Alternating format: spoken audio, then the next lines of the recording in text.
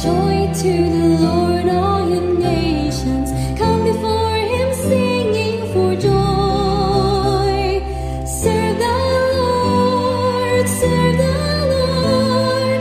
Come before him singing for joy. Sing to the Lord with shouts of joy. Let all creation rejoice. Come join the song of praise to our God. He is the Lord. Sa ngalan ng Ama, ng Anak, at ng Espiritu Santo, Amen. sumainyo ang Panginoon. At sumayo rin. Mga kapatid, sa araw na ito, ating pinagdiriwang ang banal na kapistahan ni St. John Paul II. Napakaganda minsan ng turo ni St. John Paul II para sa atin. Sabi niya, if we look only at ourselves, with our own limitations and sins, we quickly give way to sadness and discouragement. Bakit tayo nalulungkot, nalulumbay o nabibigatan? Dahil palagi tayong self-centered. Palagi natin tinitignan ang ating mga problema, ang ating mga pagkukulang. Pero dagdag pa ni St. John Paul II, para tayo ay muling lumakas, mabuhayan, magkaroon ng pag-asa. He reminded us that we must fix our eyes on the Lord. Then our hearts will be filled with hope. Our minds will be washed in the light of truth. Hindi papasok ang liwanag ng Diyos kung palagi kang nakatingin sa dilim ng kasalanan ng iyong mga pagkakamali. Magliliwanag, magiging malinaw sa iyo ang lahat kung palagi ka lang nakatingin sa Panginoon, sa Diyos ng liwanag. Sa napakaraming beses, aminin natin, hindi natin maiwan-iwan, tignan yung mga bagay na ayaw natin sa ating buhay. Minin natin ang ating mga pagkakamali. Tayo'y magpakumbaba at magpatulong muli sa Kanya para tayo'y makitang karapat-dapat na makatanggap sa mga banal na misteryo ng Panginoon. Tayo ngayon ay magsisi. Inaamin ko Sa makapangyarihang Diyos at sa inyo mga kapatid, na lubha akong nagkasala sa isip, sa salita, sa gawa at sa aking pagkukulang. Kaya'y sinasamo ko sa mahal na Birheng Maria, sa lahat ng mga anghel at mga banal, at sa inyo mga kapatid, na ako'y ipanalangin sa Panginoong ating Diyos. kaawaan tayo na makapangyarihang Diyos. Patawarin tayo sa ating mga kasalanan. Patnubayan tayo sa buhay na walang hanggan. Amen. Panginoon, kaawaan mo kami. Panginoon, kaawaan mo kami. Kristo, kaawaan mo kami. Kristo, kaawaan mo kami. Panginoon, kaawaan mo kami. Panginoon, kaawaan mo kami. Manalangin tayo. Ama naming makapangyarihan, ginawa mong tagapangasiwa ng buong sambayanan, si St. John Paul II, na nagningning sa kagitingan at katotohanang inaaral. Pagkaloob mong kaming nagpaparangal sa magiting na tagapangasiwang ganito, ay magningning sa kabutihang ginawa namin sa kapwa-tao at magliwanag sa pag-ibig sa piling mo. Sa pamagitan ni Jesucristo kasama ng Espiritu Santo, magpa sa walang hanggan. Amen.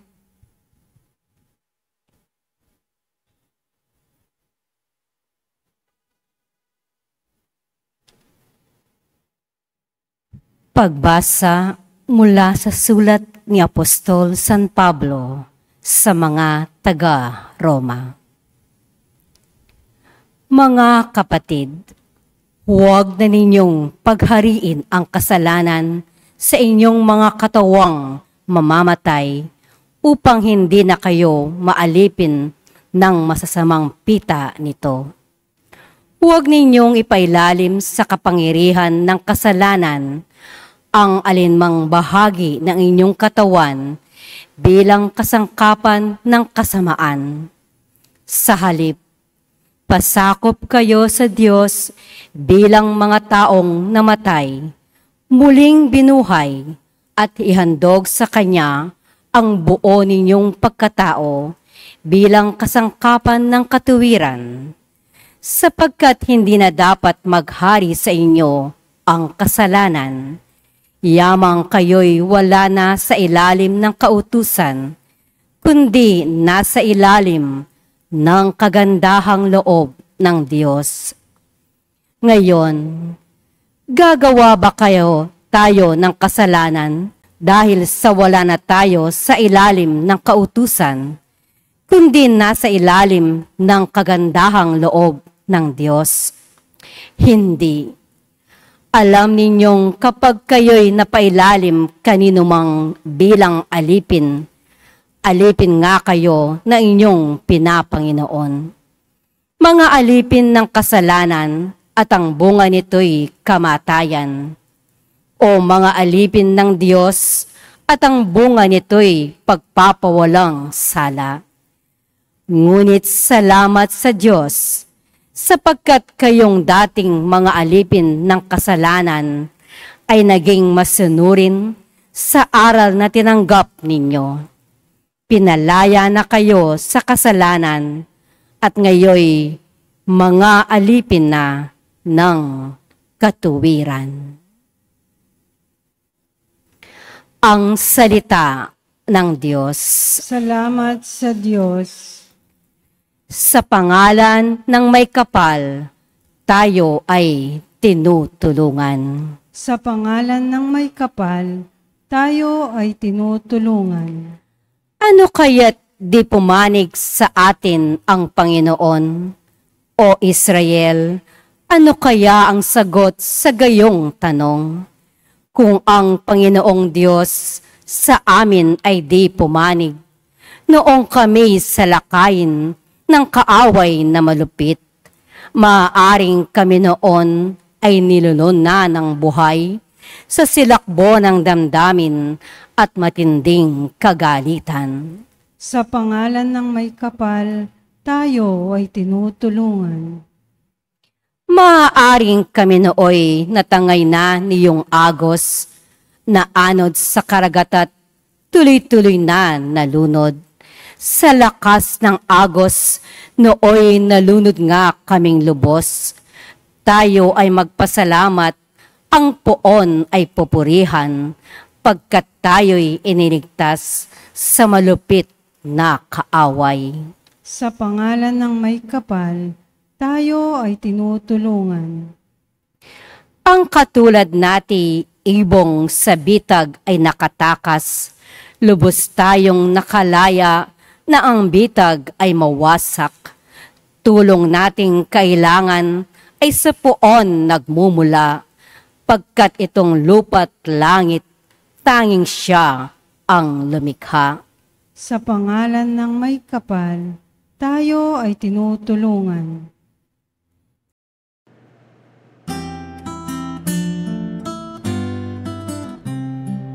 Alleluia, alleluia, alleluia, alleluia, alleluia, alleluia, alleluia, alleluia, alleluia, alleluia, alleluia, alleluia. Tayo ay laging magtanod sapagkat di natin talos ang pagbabalik ni Jesus. Alleluia, alleluia. Sumainyo ang Panginoon. At sumayo rin. Ang mabuting balita ng Panginoon ayon kay San Lucas.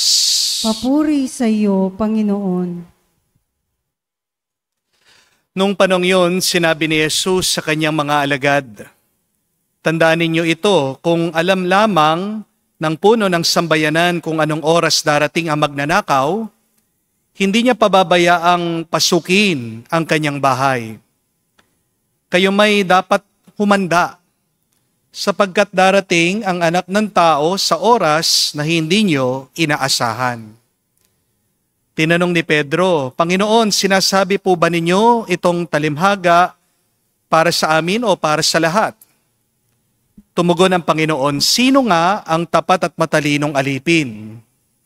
Hindi ba siya ang pamamahalain ng kanyang Panginoon sa sambayanang nito upang magbigay sa ibang mga alipin ng kanilang pagkain sa karampatang panahon?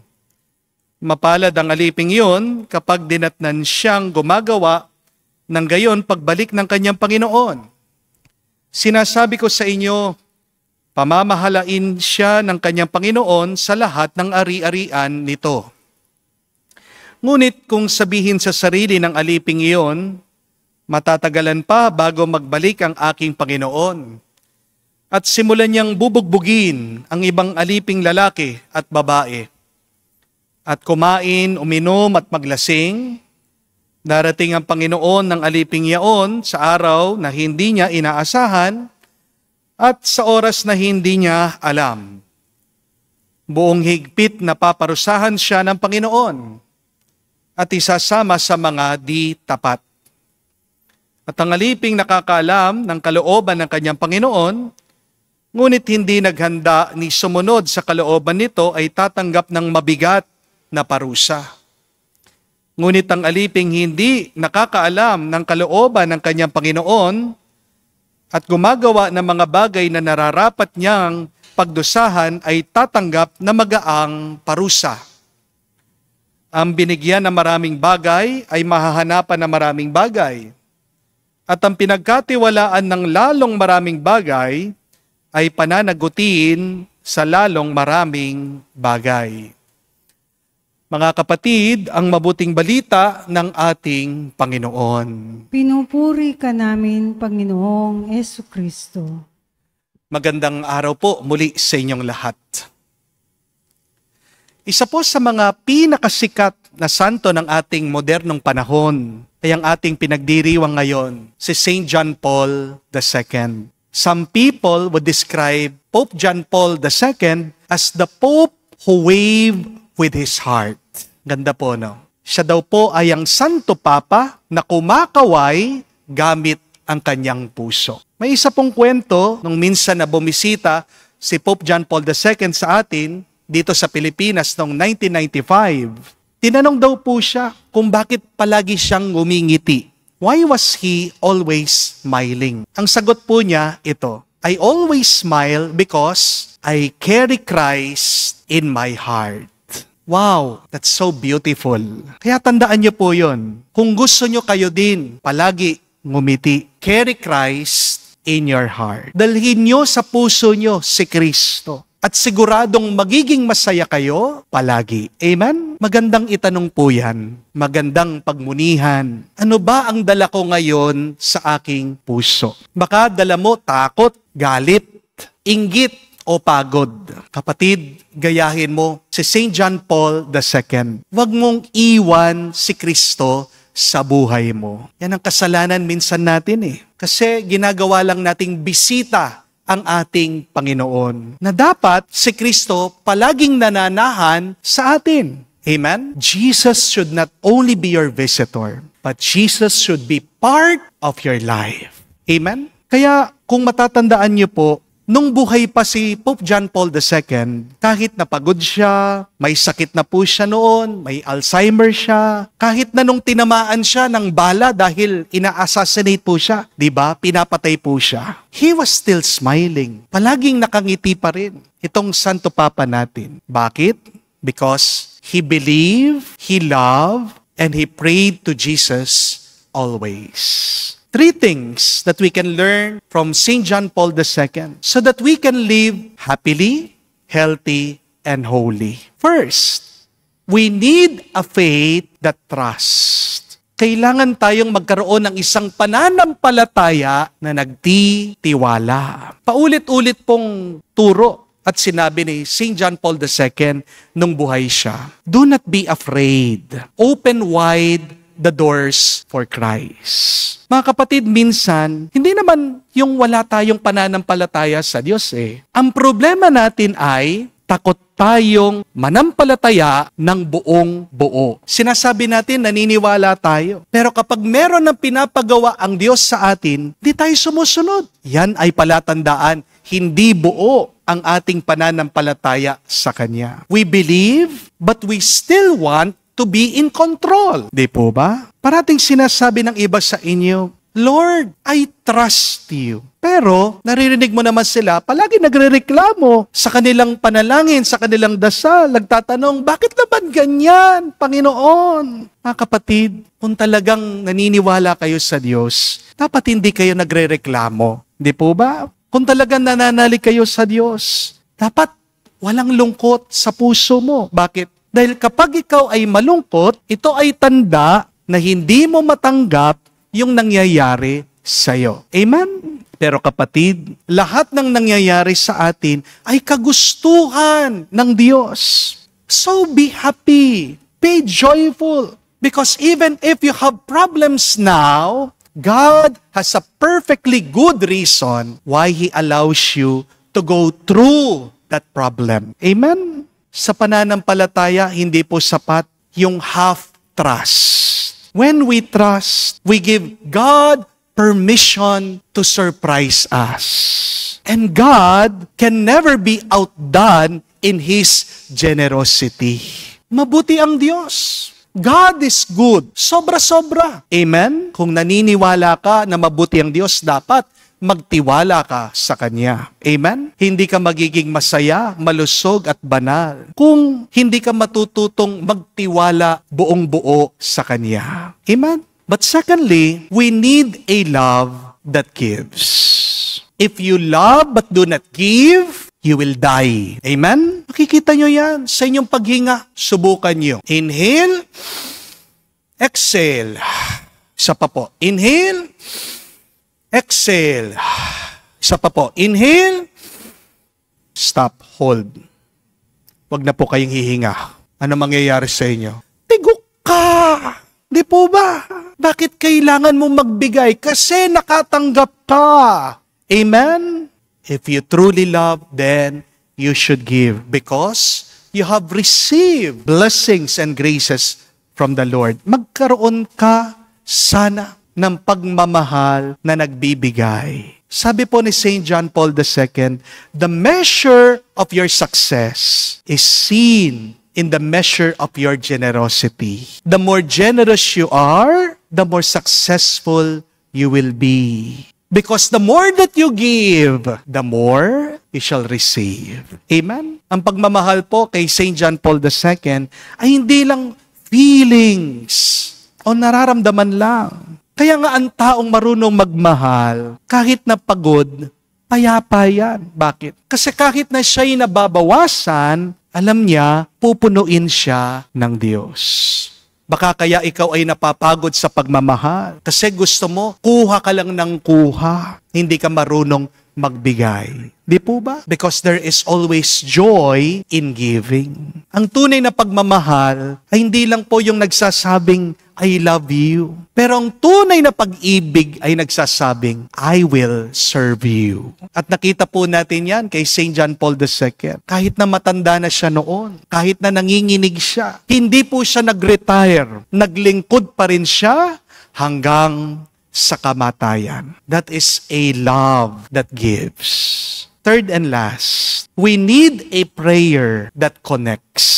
Sabi po ni St. John Paul II, prayer can change your life. Pray, it will change your situation. If your situation is not changed while you're praying, what does that mean? God is changing you. Tandaan niyo po yun. Binabago ng Diyos ang iyong buhay sa pamamagitan ng iyong pananalangin. Kung hindi man magbagong yung sitwasyon, habang ikaw ay nagdarasal, magtiwala ka sa Diyos, binabago ka niya sa pamamagitan ng iyong pananalangin.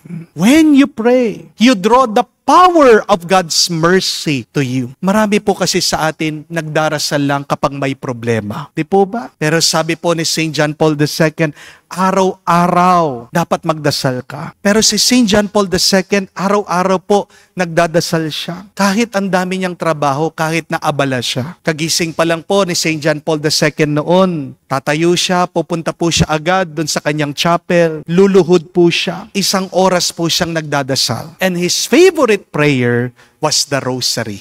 Sabi po ni St. John Paul II, ang pinakamahalagang ginagawa niya at oras sa buong maghapon, yun daw po, yung kagising niya, yung pananalangin niya. That is his most important time. That is his most important work. Dahil alam po niya that prayer is not just asking, it is connecting. And by connecting to God, he receives the power to do what must be done. Hindi mo magagawa yung dapat mong gawin kung wala kang kapangyarihan. Di po ba? At tayo ay lumalakas kapag tayo ay nakaugnay sa Diyos. Paano? Sa pamamagitan ng pananalangin. Ang dasal po ay hindi lang transaction. Hindi lang po paghingi. Pero ang dasal po ay isang relationship. Ang taong madalas na nakikipag-usap sa Diyos, unti-unti nagiging kamuka ng Diyos.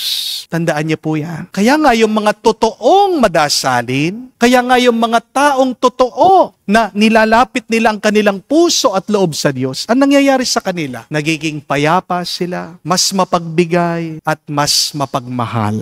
Amen? Remember that. The more that you pray, the more that you become like God.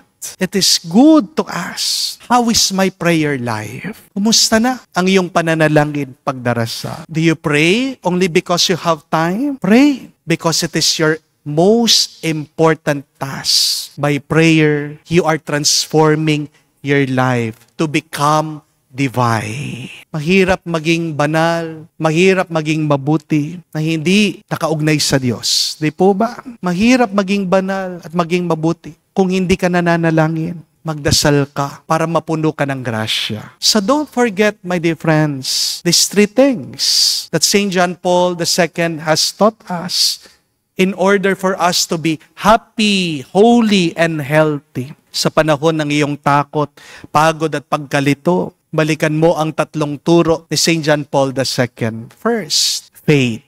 Huwag kang matakot.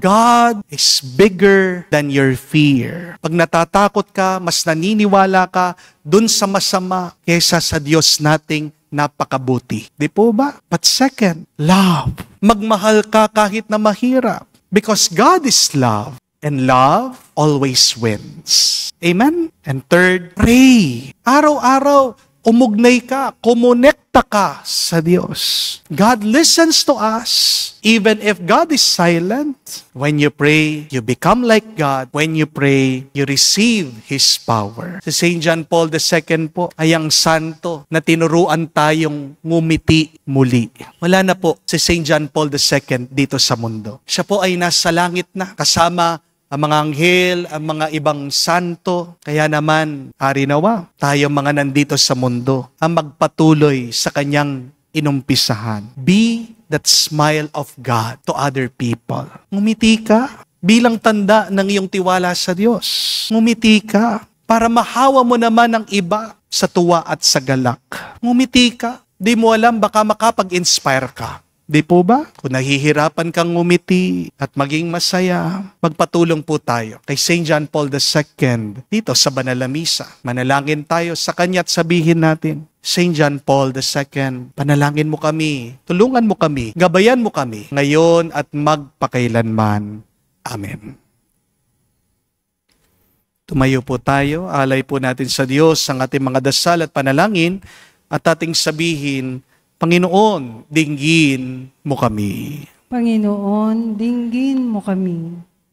Ang simbahan naway magpakita ng malalim na pananampalataya sa Diyos na nagpapatnubay sa pandaigdigang kaganapan.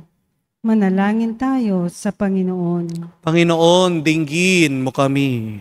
Ang mga pinuno at manggagawa ng gobyerno naway maging tapat sa kanilang tungkulin at maging laging handang magbigay sulit ng kanilang gawain, hindi lamang sa tao, kundi lalo na sa Diyos.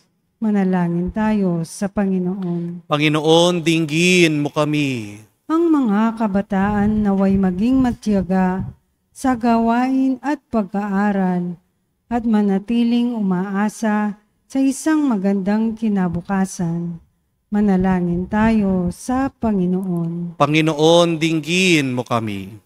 Sa katahimikan po ng ating puso, sabihin natin, banggitin natin sa Diyos ang ating mga personal na pangangailangan. Panginoon, sa iyong karunungan, nalalaman mo ang oras at ang araw.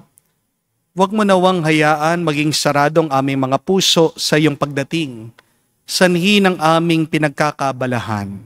Hinihiling namin ito sa pamagitan ni Kristo, aming Panginoon. Amen.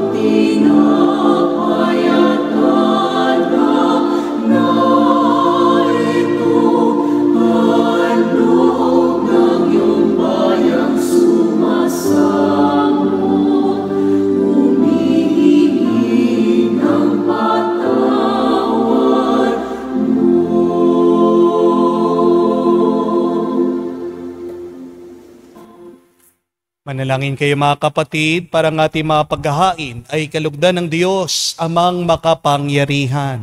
Tanggapin nawa ng Panginoon itong paghahain sa iyong mga kamay, sa kapurihan niya at karangalan, sa ating kapakinabangan at sa buong sambayanan niyang banal. Ama naming lumikha, ang aming paghahain ay yunawang paunlakan upang sa paggunita namin kay St. John Paul II, kami ay makapakinabang sa paghahaing ito na binigay mo sa ipagpapatawad ng mga kasalanan ng buong mundo. Sa pamagitan ni Jesucristo kasama ng Espiritu Santo, magpa sa walang hanggan. Amen. Sumainyo ang Panginoon. At sumaiyo rin. Itaas sa Diyos sa inyong mga puso at diwa. Itinaas na namin sa Panginoon. Pasalamatan natin ang Panginoong ating Diyos. Marapat na siya ay pasalamatan. Ama naming makapangyarihan, tunay nga marapat ikaw ang aming pasalamatan. Sa pamagitan ni Jesucristo na aming Panginoon. Ngayon, si St. John Paul II ay pinararangalan sa pamumuhay niyang totoong uliran at pagiging maasahan sa panunungkulan. Kaya't si Jesucristo na maasahan sa katapatan ay inihahayag sa pangangasiwa sa sambayanan. Ang malasakit na mga ulirang tagapangasiwa noon ay nagpapatuloy magpahanggang ngayon sa mga panalangin kanilang iniuukol. Kaisa ng mga sambayanan mong dito'y nagtitipon. Kaya kaisa ng mga anghel, sisiawit na papuri sa iyo, nang walang humpay sa kalangitan, kami nagbubunyi sa iyong kadakilaan.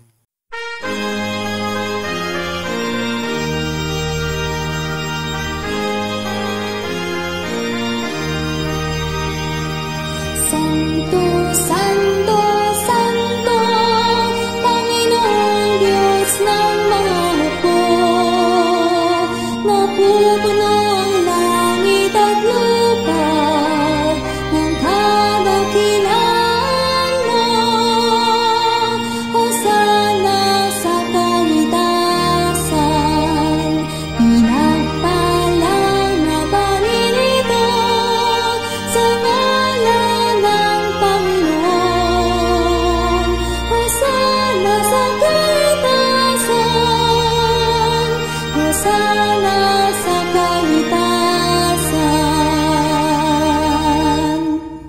Ama naming banal, ikaw ang bukal ng tanang kabanalan.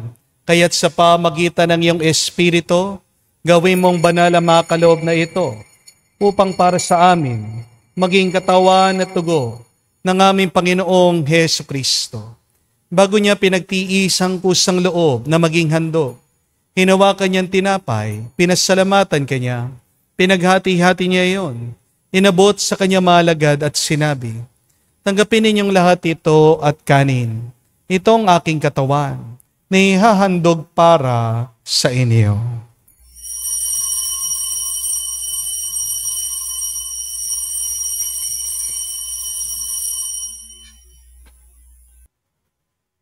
Gayon din naman na matapos ang hapunan, hinawakan niyang kalis, muli kanyang pinasalamatan.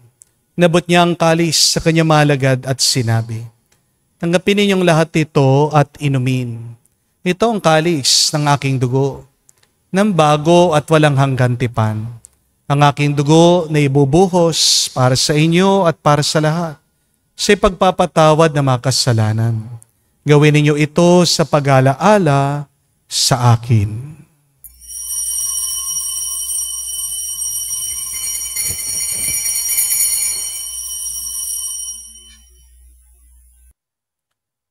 Ang misteryo ng pananampalataya.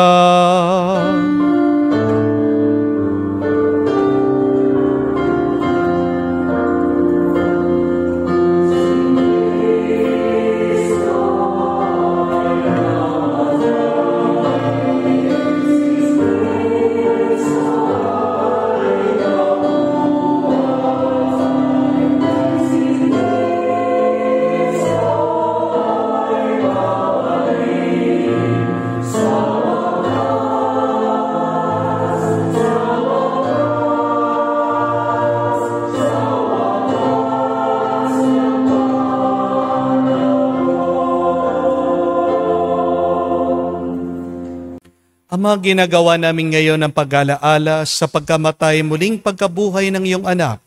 Kaya tinialay namin sa iyong tinapay nagbibigay buhay at ang kalis na nagkakalob ng kaligtasan. Kami nagpapasalamat dahil kami iyong minarapat na tumayo sa harap mo para maglingkod sa iyo.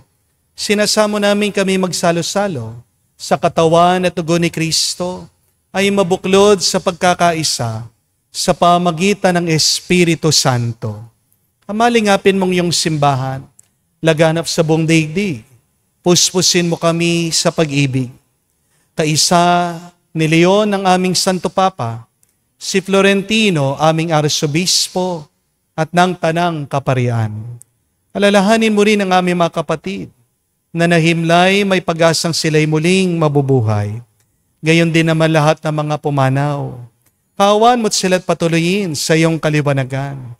Kawan mo't pagindapatin kaming lahat, makasalo sa iyong buhay na walang wakas. Kaisa na mahal na Birhen Maria, Ina ng Diyos.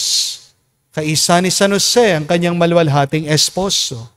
Kaisa ng mga apostol at lahat ng mga banal. Si St. John Paul II na namuhay dito sa daigdig na kalugod-lugod sa iyo. May pagdiwang nawa namin ang pagpupuri sa kararangal mo sa pamagitan ng iyong anak, aming Panginoong Hesu Kristo. Sa pamamagitan ni Kristo, kasama niya at sa Kanya, ang lahat ng parangal at papuri ay sa iyo, Diyos Ama, makapangyarihan, kasama na Espiritu Santo, magpasawalang hanggan. Amen, amen, amen. Sa nakagaling na utos sa turo ni Jesus sa Panginoon natin at Diyos, ipahayag natin ang lakas loob.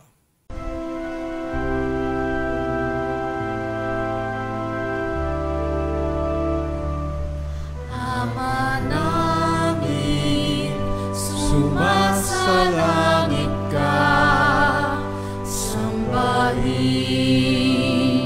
ang ngalan mo, mapasa amin ang kaharian sundin ang loob mo dito sa lupa para nang sa langit.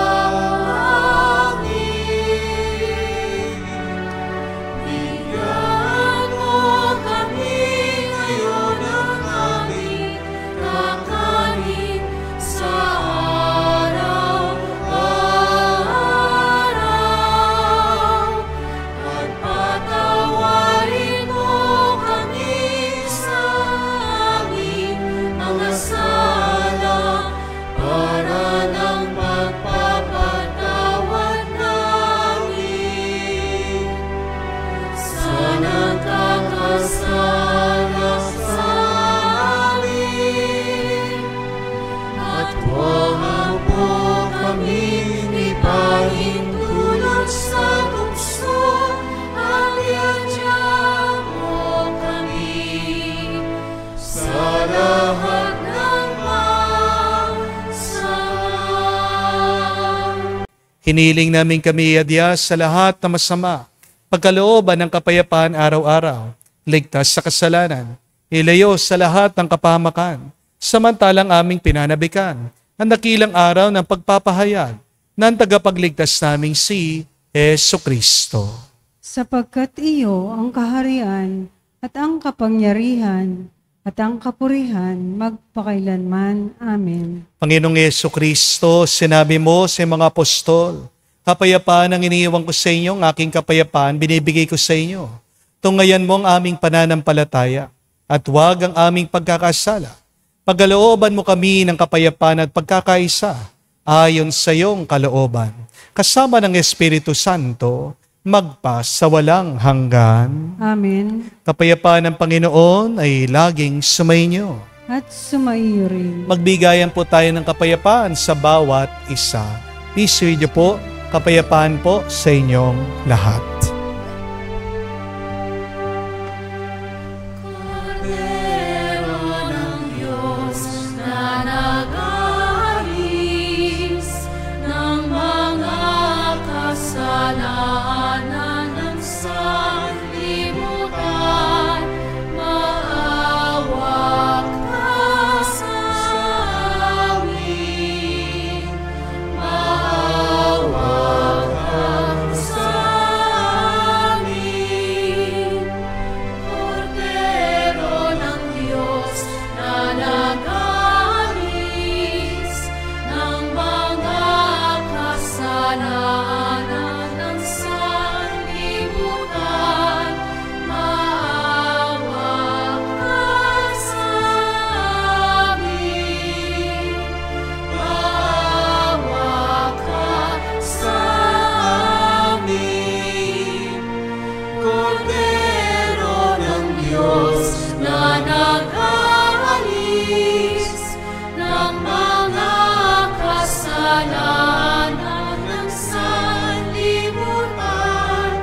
ipagkaloob mo sa amin ang kapayapaan.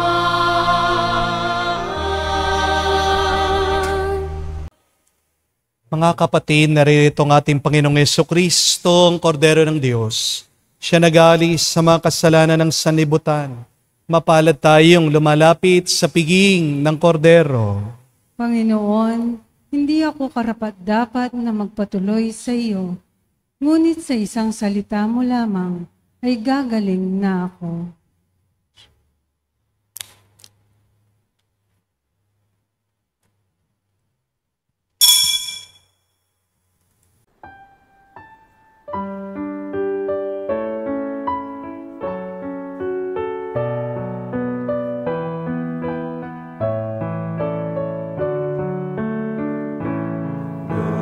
Bread by your hands was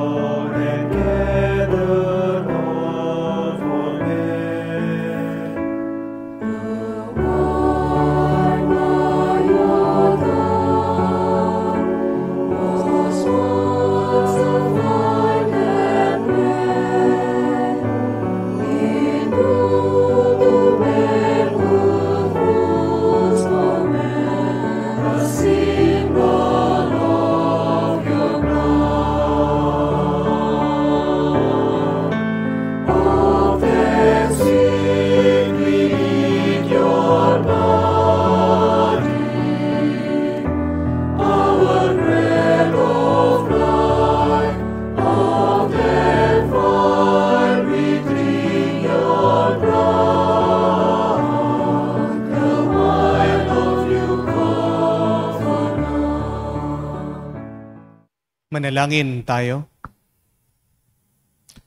Ama namin mapagmahal, ang lakas na dulot ng banal na pakikinabang, ngayon ginugunita namin sa St. John Paul II ay maging lubos nawa sa amin upang ito ay makatulong sa pamumuhay namin ngayon at makapagpagalak sa amin habang panahon sa pamamagitan ni Jesucristo kasama ng Espiritu Santo magpa sa walang hanggan. Amen. Mga kapatid, hindi man tayo pwedeng maging Santo Papa. Not all of us can become a Pope, just like Pope John Paul II. But all of us can become holy like Him. Paano tayo magiging banal, masaya at malusog? Una, may you have a faith that trusts. But secondly, may you have a love that gives. And third, may you always pray, connecting to God. Tandaan din po natin kamuka ni St. John Paul II. Pwede tayong ngumiti sa gitna ng ating mga pagod, ng ating mga paghihirap, ng ating mga problema. Paano? Kapag nananahan at nananatili si Kristo sa ating mga puso. Kaya nga po para sa ating assignment ngayong araw, please keep on smiling. Ano man ang ginagawa mo, samahan mo ng ngiti, ng tuwa. Luluto ka man, wawalis ka, tuturo ka, nagtatrabaho ka, nagpapagaling ka. Please smile. May dahilan para ngumiti. Ano? Dahil mahal ka ng Diyos. Mabuti ang Diyos. At ginagabayan ka ng Diyos. Kasama mo ang Diyos. At kung ikaw ay tunay na magtitiwala, magmamahal at mananalangin, lalo mo pang mararanasan ang buhay na Diyos sa iyong buhay. Sumainyo ang Panginoon. At sumayo rin. At kayo basbasan ng Diyos, makapangyarihan sa lahat, sa ngalan ng Ama, ng Anak, ng Espiritu Santo. Amen. Ang ating misa ay natapos na. Humayo kayo sa kapayapaan ni Kristo. Salamat sa Diyos.